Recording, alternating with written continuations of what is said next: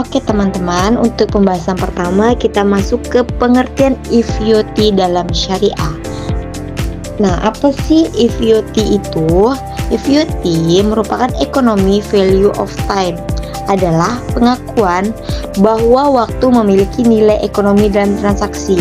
Mungkin lebih singkatnya seperti ini. IVOT itu seperti waktu itu punya pilihan nilai ekonomi. Terus di dalam keuangan syariah ini pun nilai waktu bukan dalam bentuk bunga, tetapi muncul melalui akad real seperti jual beli, bagi hasil atau harga tangguh. Jadi dia bukan karena uang mengendap jadi berbunga, tetapi karena adanya transaksi real yang telah disepakati.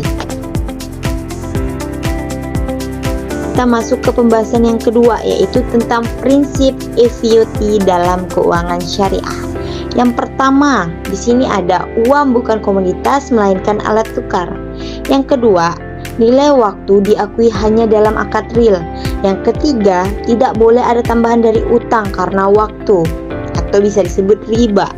Yang keempat, yaitu keadilan dan transparansi menjadi landasan utama. Nah, jadi bisa dibilang dalam syariah ini uang itu hanya sebagai alat tukar, bukan barang dagangan. Nah, jadi seperti yang tadi disampaikan, bahwasannya tambahan karena waktu itu nggak boleh disebut bunga, karena nilai waktu itu hanya sah kalau ada akad nyata dan semuanya harus adil serta transparan. Kita masuk ke pembahasan yang ketiga, yaitu penerapan IVOT dalam transaksi syariah. Nah, yang pertama itu ada murabahah, di mana murabahah merupakan harga jual kontan atau tunai berbeda dengan harga jual tangguhan. Nah, di mana yang artinya jika pembeli membayar secara kontan biasanya tuh lebih murah, sedangkan jika dibayar secara bertahap harganya lebih tinggi karena dia memperhitungkan nilai waktu uang. Nah, yang kedua ada mudharabah dan musyarakah, merupakan pembagian hasil usaha memperhitungkan waktu. Nah, di mana kedua akad ini berbasis kerjasama. Kalau mudharabah ini kan pemilik modal memberikan modal kepada pengolah, sedangkan musyarakah ini semua pihaknya sama-sama menyertai modal. Nah, di mana hasil usaha ini dibagi sesuai kesepakatan, dan IVOT berperan karena pembagian keuntungan ini memperhitungkan jangka waktu, usaha, dan risiko. Jadi semakin lama usaha berjalan, maka semakin besar juga potensi keuntungan maupun kerugian yang dibagi. Jadi begitu. Yang ketiga ada salam dan istisna, di mana harga dan waktu pengiriman mempengaruhi nilai transaksi. Nah, kedua akad ini juga digunakan untuk pemasaran barang di muka, di mana salam ini merupakan pembayaran dilakukan di awal, barang diserahkan belakangan. Sedangkan istisna dia mirip-mirip juga sama salam, tapi barang yang diproduksi ini terlebih dahulu sesuai dengan pesanan. Nah, penerapan IVOT itu sendiri ada pada faktor harga dan waktu pengiriman. Jadi semakin lama waktu tunggu bisa mempengaruhi nilai transaksi dan harga yang telah disepakati.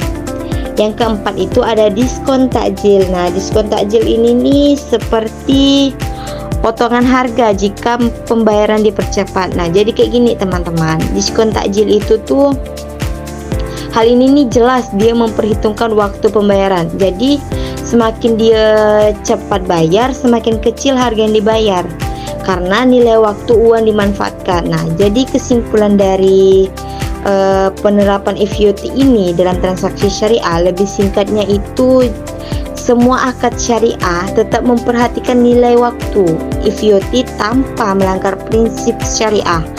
Hanya saja caranya berbeda dengan bunga di konvensional. Selanjutnya di sini saya akan memberikan contoh kasus ekonomi flow of time dalam keuangan syariah. Misalnya ada seseorang yang ingin membeli sebuah mobil dan harga mobil tersebut itu sebesar 100 juta. Jika pembeli membayar langsung saat hari itu juga, maka pembeli tersebut membayar dengan harga 100 juta.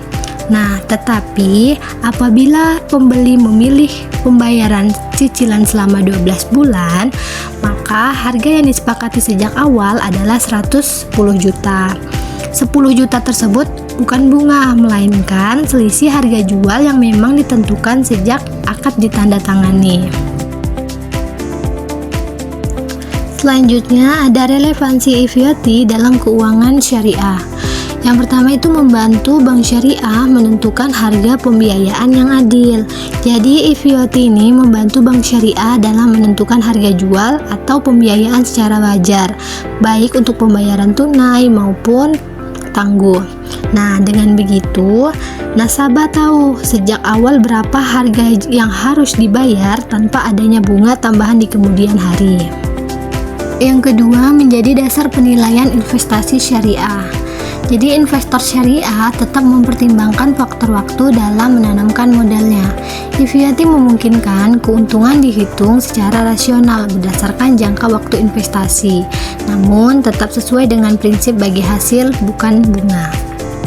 Yang ketiga, menjamin transaksi tetap rasional tanpa melanggar syariah.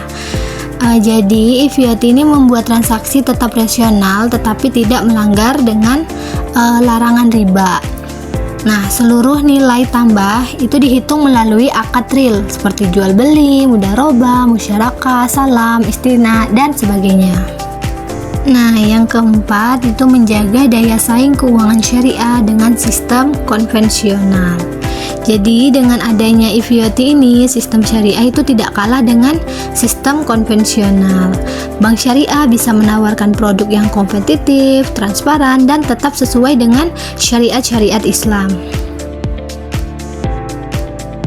Baiklah, jadi kesimpulannya adalah ekonomi flow of time atau IFYT dalam keuangan syariah mengakui bahwa waktu memiliki nilai ekonomi, namun tidak diwujudkan dalam bentuk bunga sebagaimana dalam sistem konvensional.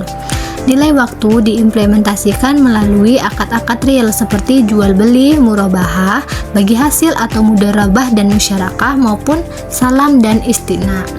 Prinsip utama dari penerapan IFYT adalah keadilan, transparansi, serta berbagi resiko sehingga tidak merugikan salah satu pihak.